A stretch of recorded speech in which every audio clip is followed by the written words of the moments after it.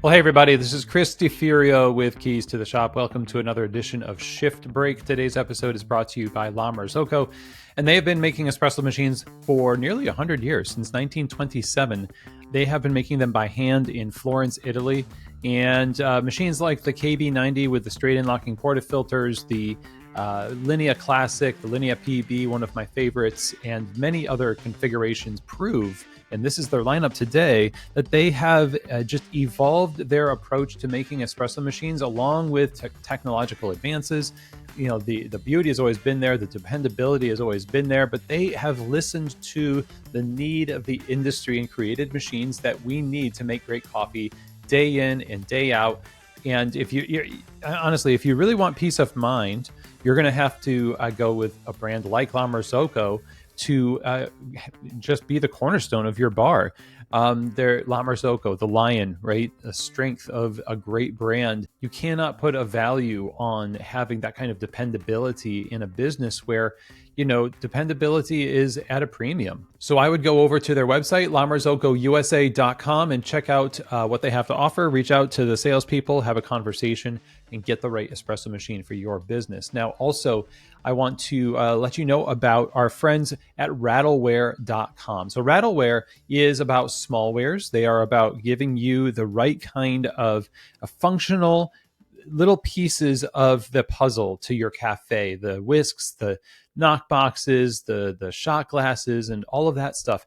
You know, those little things make a big difference, and they know that. That's why they take pride in the functionality and the simplicity of their offerings. So if you're looking at the smallwares list and you think, you know, we may need to redo some of the smallwares we have in our cafe, buy new ones, upgrade, or you're starting a coffee shop and you want to start with the right gear, then go with Rattleware. Go to rattleware.com for more information.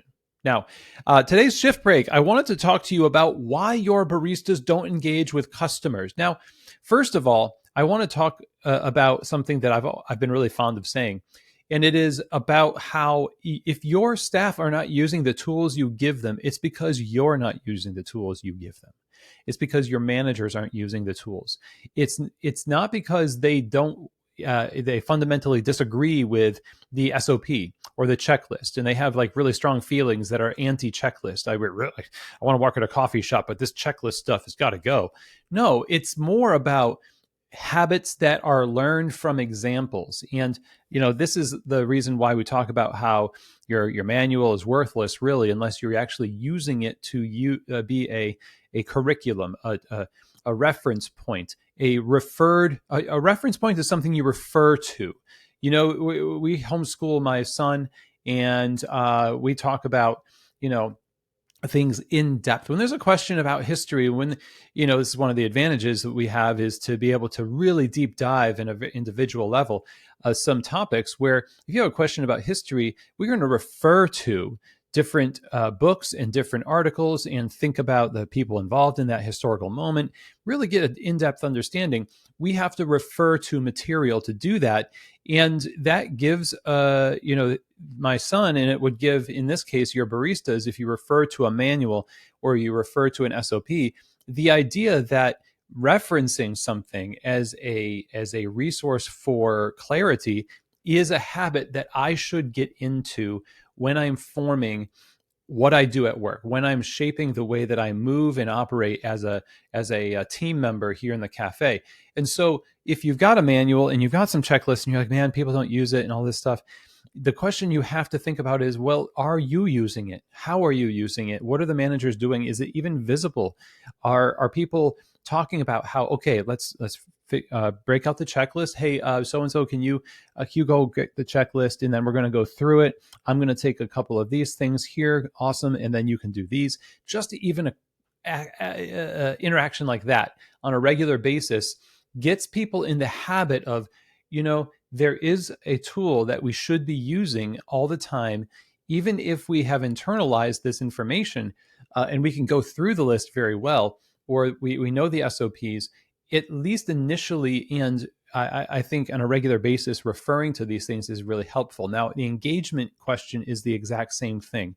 If your staff are not engaging with your customers, there's a couple of things that could be happening. One, You could just have staff that are not the right fit. They are just very afraid of social interactions, to which I say, why on earth have you hired people that are not social to work in a social business? When you work in a coffee shop, a front of house, uh, customer facing thing, and you say we want them to be engaged, but in the interview they're very reserved, they're very, oh, they don't talk very much, and there's a lot of signs that we've overlooked. It's like, is this person, I'm not saying they have to be overtly extroverted, but to be very, like, cripplingly introverted. And I tend to be, believe it or not, I'm pretty introverted.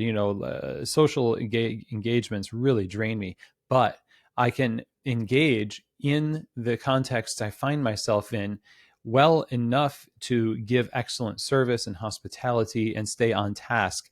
But this is the kind of thing that you need to be looking for in staff, and certain kinds of values and character traits that you look for, and say, look, we want these types of people to work in our cafe. If you want them to be engaged with your customers, you've got to find people who are naturally engaging kind of people. But if they are automatically just giving you those disengaged vibes, and they have never really even been in a situation where they have to have been serving somebody under pressure for hours and hours, and have some modicum of self-management, then it's really probably not a good idea to bring them on as a staff member. And for those of you listening to this who want to get better jobs in coffee, I think one of the key elements of getting a better job as a barista, for example, is to develop within yourself a certain kind of rootedness, a stability and resiliency in social situations of service, like you see in a coffee shop. It really isn't all about the coffee. It's about people. And you have to become more of a people person and love the idea of serving people, and serving with a team, as an individual player contributing to a collective product for this group of people. And that, I will say, that is one of the first things that you got to think about. Okay.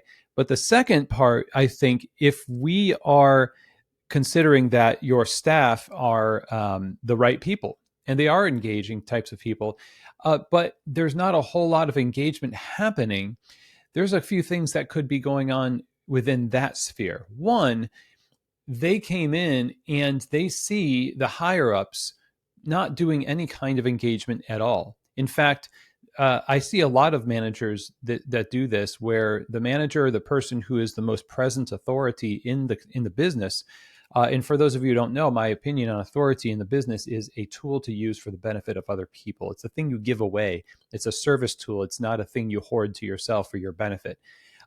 So servant leadership is what we like to see.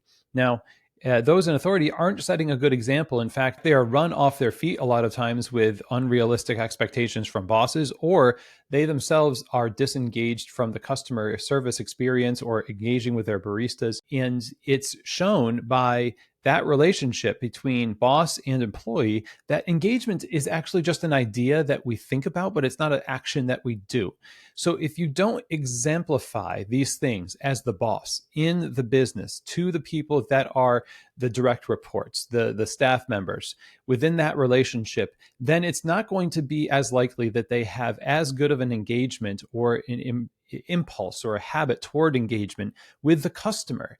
And if you are not making yourself a public example of the exact kind of direct customer engagement that you want other people to do, then it's hard for them to know what that looks like in an ideal level. Ideal being that there are a certain set of non-negotiables when it comes to engagement with customers that we have to hit, but then there's variance that happens within the staff because every person's a unique person, and the style of service is going to have some level of freedom of expression within a set of values and a set of behaviors that, again, has to be exemplified by leadership. Leadership has to be engaging if you want your baristas to engage with customers. If you want them to use the checklists and the materials, you have to show that you take those things seriously too. If you want them to engage with customers, you have to show them that not only do you take engagement with them seriously, but you are exemplifying to the customer directly on purpose in front of them, demonstrating what this looks like to the degree that it's almost impossible for this person to not really pick that up, because remember, this is already a kind of person who you saw and know and verified has a penchant for engagement. The thing is, you need to help them as they enter this atmosphere of pressurized service in coffee, because in the daily work, whatever our strengths were on our resume tend to be downplayed. No, not downplayed, but they tend to go down in intensity. They're dulled by the mass of work, just like it's muffled in a way. And you can help bring out the clarity by removing some of that and helping the signal pass through the work by being an extra signal boost to their already existing desire to engage with customers. So like we talked about with the idea of motivating staff, the idea that people want to engage, I think they do. You want to hire people that do, and you can work with the existing desire to bring forth the actual action by taking action yourself, by being the example, by using your presence and your words and your actions to show them what it looks like, and to recognize when they're doing it very well. You need obviously substantial and regular affirmation and coaching and guidance along the way, and systems to back all of this up, of course. So these are some of my thoughts on why your baristas might not be engaging with the customers, and not to get into even just the idea of psychological safety and having clarity and resourcing, and the idea that you're working in a place that has your back. A lot of people are afraid to answer questions because they haven't been trained properly, or they haven't had a day off in 10 to 12 days, and they're really, they're going to school and they feel very run off their feet. It's hard for them to engage because this is taxing work, okay? And it's not fair for you to expect, beyond a certain point, just fresh-faced engagement 110% every single day. So there's this idea of what kind of baseline provision of a platform of resourcing and clarity, training, recognition, acknowledgement, etc., is happening in your business, that then somebody can stand there and say, I can engage, I feel empowered, I am empowered. We can make people feel empowered sometimes, but then when they try to act on that feeling of empowerment, they realize, actually, I wasn't empowered. I was just fooled into confidence, but I wasn't given the actual tools to do the work well because I wasn't trained properly, or it wasn't explained to me as well as it could have been, or I was abandoned to the work only after a few hours of onboarding, so forth, etc. So there's a lot of things behind this, and perhaps this was better as a longer episode than just a shift break. But I wanted to address this on a shift break because it is something that I think needs to jumpstart your thought process about how you can be that thing that you want others to be, and reflect it back to yourself. And this next week, plan out your presence and your example. What do you want to demonstrate in word and in deed and in public to your staff that will show the way, and you'll find that people start to actually engage more because they see you engaging first. So that's it for today, everybody. Thank you so much, and I hope that I will see you here next week on another edition of Shift Break, from Keys to the Shop.